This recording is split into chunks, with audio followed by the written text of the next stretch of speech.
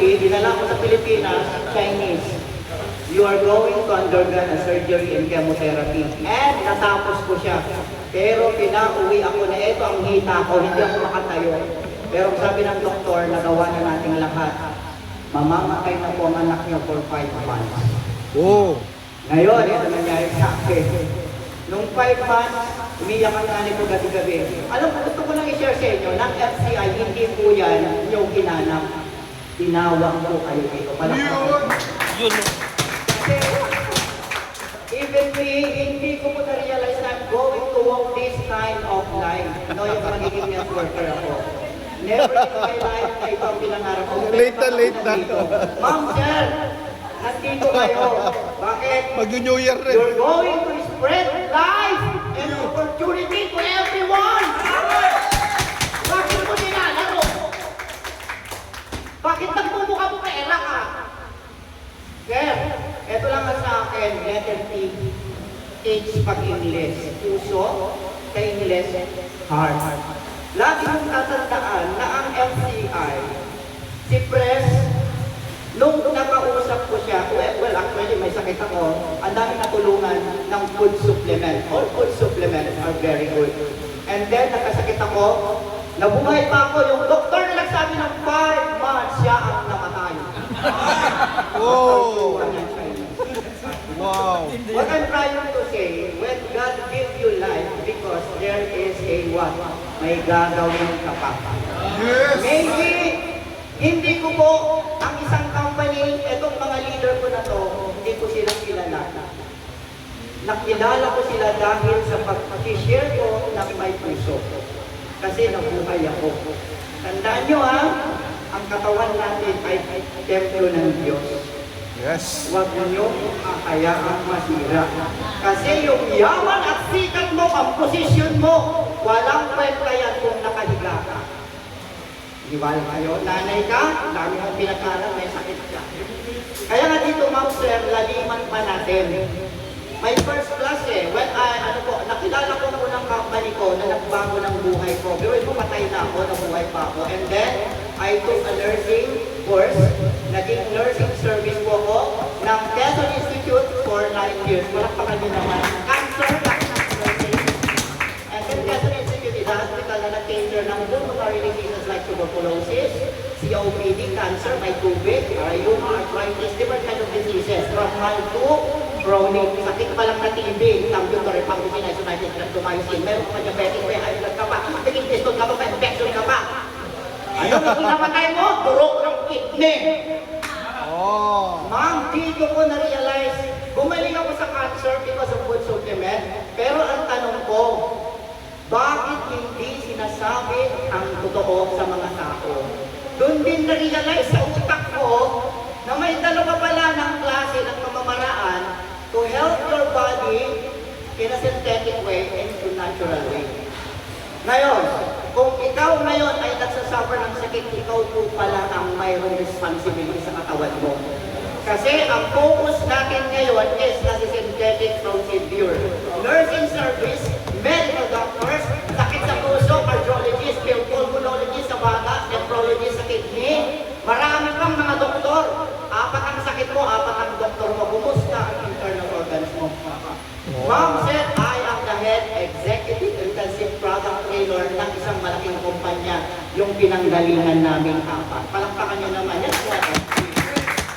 Ang one of it, grabe po, sobra. Naipaliwanag ko isa-isa yung 15 in 1. Ano ba ang binibili ko? Ba't gumaling ako sa food supplement?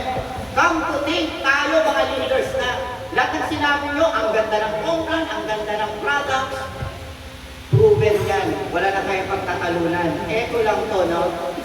May purpose siguro ang Panginoon, ba't ako umalis doon? No? Ba't ako umalis doon? Maybe there is a reason. Siguro dahil para sa FCI talaga. Yun. Kung gagawin natin na makatulong sa company, I've been a session product trainer, I've been in product knowledge sa company yun for 6 years. Pero nagpaalam ako ng maayos sa company, ayaw akong bayanan. Pero sabi ko, parang hindi ko alam, ang ganda naman, no? Pero ba't ganon?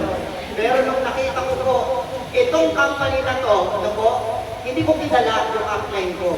Oh? When I'm talking to myself, umalis ako, pero hindi ko alam kung saan ako patungo. Pero alam ko na maganda ang food supplement. Alam ko na may gagawin ng Diyos. Pinakilala sa akin ang barley sa pamamagitan ng aking upline. Coach Cesar, palakpakan niyo naman. Alam niyo si Coach Cesar? Ito si Coach Cesar, nagkaganyan kami ng barley, nag-TikTok. Pero yung pinawagay niya, Saan ba si hindi Cesar? ako nakatutok, hindi ko kilala. Sabi ko sa kanya, marami pa kayong barley. O, di ba? So, once na ano lang po, pinuntahan ako kasama ng tatlong angel coach, Tony, palakpakan nyo naman. Kala nyo po, no? Puso ang kidnapan ng kala ng itlog noon. Ang nanay ko nagpapa-opera ng mata sa Tarlac dahil sa kanilang tatlo iniwanan ko sa surgery. Bakit gusto ko silang makausap? Hindi ko rin alam bakit iniwanan ko si nanay sa Tarlac, nagpapa-opera ng mata para kausapin ko to. Pagkatapos ng opera, nandun kami sa Jollibee. Explain ko lang that God really works kapag talaga dun ka. Tinignan ako ng nanay ko tapos ng opera yung kapatid ko. Alam mo sabi sa akin, Kuya, kilala mo ba yan? Hindi. Kuya, ganun si nanay. Tignan mo yung message. Bakit? Anak, mag-ingat ka sa tatlong yan, baka kukunin yung kidney mo! Alam sila, nakaitin. Ito ba sabi ng isang bulungan pa, tumayo yung isa. Yung pala pagdating, may chicken joy ako, 2 piece. Galing. Ganun po, eto na. When I started po, talagang sabi ko, bigay ni Lord, etong malupit. Binigyan ako ng mga upline, ng mga anghel. Pero nung pagdating ko sa office, inilabunan ako kasi mayroon palang tao, sugo sa huling araw. Malakapit na. Alam niyo po, I've never talked. Ako ang naging executive head ng IPT, ng 1OT, pero I've never been talked. And I've never been amazed yung gumaan yung pakiramdam ko, yung makausap ko yung company owner. Kasi ang hirap kausapin ng company owner. You have to go for ganon. Pero dito, grabe! Ang ganda ng puso, ang ganda ng kanyang explanation. Sa product, alam niyo po, hindi madaling mag-share ng product. Kapag hindi ka, eskemusi, alam niyo yung products, nanay ko bloated 1 week, hindi na po yun dumudumi constipated, mayroon pa siyang almuranas, sabi ko na po hemorrhoids, dumudugo, pero dahil sa barley, yung binigay ko nila, ininom lang ng alas 11 ng gabi, alas 4, bumulwang lahat.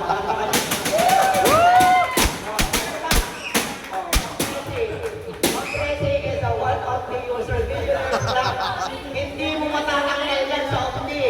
Pero dahil sa barley, gumaling ang anak niya, puputulin na yon. Sabi ko nga po dito, ang intensive product training, ano ba ang purpose ng IPT? Una, training. Ang training lang na gagawin mo, yayaman ako! Pero ang tanong, di ka nga marunong mag-product eh. Di ka nga marunong mag-product. Dapat umaten ka ng BOM. Ama, ulitin mo na 10 beses yun. Pangalawa, kailangan NDO. NDO 1, NDO 2. New Dealer's Orientation. New Dealer's Orientation 2. Dapat, huwag kang humataw kung wala ka pang equipment! Pamahatawin mo yan, kailangan. Walang training, alam mo kung marunong ka mag-product at product presentation at saka plan. Marketing, may follower 45 ka. Para ka, sundalo. Nag-training ka. May 45 ka. Sumunod, nag-NPO ka. Grabe, may arma lang. Eto, natutunan mo. Alam mo, pag natutunan mo, pag natutunan mo ang intensive product training, may basuta ka at granada. Palakpakan nyo naman. Bakit? Ang buhay ng kumpanya, FCI, ay barley. Gaano kalalim ang pagkaintindi mo sa barley? Kapag hindi mo naintindihan yan, nananatiling piso ang dala mo. Puso-piso. Dapat pag nagsishare ka ng barley, isipin mo, nanay mo yan, tatay mo yan, kaibigan mo yan na gusto mong i-share. Kasi doon ka mararamdaman. Alam niyo kung bakit? Kapag na-share mo ng tama ang salita, mamatay at bumuhay. Dahil kumpleto ka sa knowledge, kalimutan ka, yung sinasabi mo, tama yung sinabi ni Ma'am Presi, lalagarin na yung paa. Ano sabi ko sa kanya? Ma'am, pag nilagay ang paa ng anak mo, sabi ko lang sa doktor, mawawala namang diabetes, pero pag sinabi niyang hindi, umuwi ka na, ibarli mo na lang. Ayun na ang testimony niya. Di ba nagpasalamat yung anak niya? Grabe si Harley. Dito ma'am, sir. Thank you so much, press. Thank you so much, press.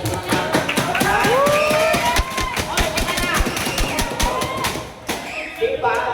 Hindi tayo nagpunta rito at laki ng ginastos ng company. Dahil binavalue tayo. Kailangan naman natin ibalik sa company yung valuing effort na binibigay sa atin. By what? Ma'am, sir, magkakaroon tayo ng first training. Thank you so much sa training director, Sir Sammy.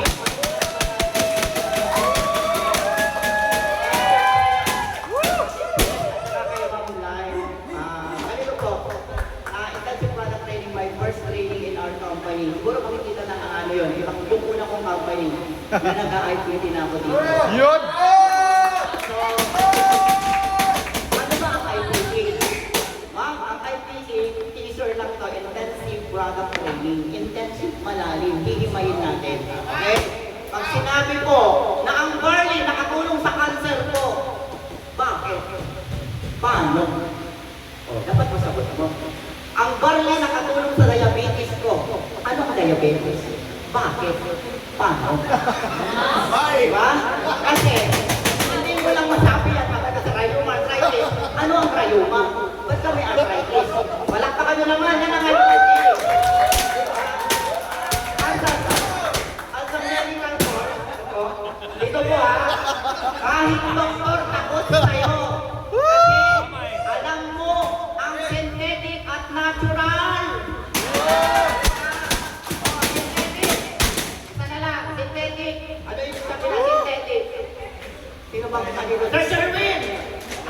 Kasi ano kasi, parang cheaper. Isa lang ha. Ako matinda ng IPT, ito kakakaiba. Ano yung sabi ng synthetic? Pasuka na sa kanya, pasuka. Yung mga ano na eh. Nagsasak yan. Synthetic piki. Hindi tunay. Natin. Ang Sherwin, napakait ko sa atin.